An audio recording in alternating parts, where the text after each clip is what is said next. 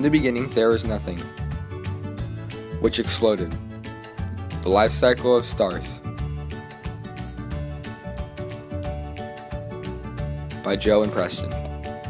After the Big Bang, 65% was hydrogen, 25% was helium, and 10% was everything else.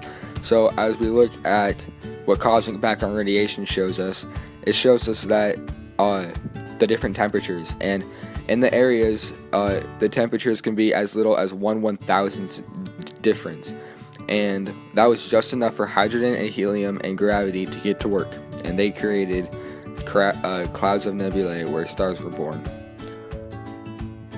So what would happen is gravity would compact down so hard on hydrogen and helium, and that raised the temperature and the pressure, and that was nuclear fusion. So first we created a main sequence star, and the low mass was like our sun, while the high mass was 6 to 80 times the size of our sun. Pretty crazy. Next, there was a red giant or a supergiant, depending on the mass of the star.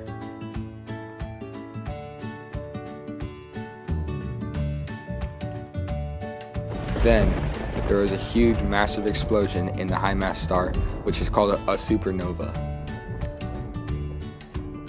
Now you may be wondering, what about a low mass star? What happens next? Well, in the low mass star, there is a planetary nebula, but then it shrinks down into a white dwarf.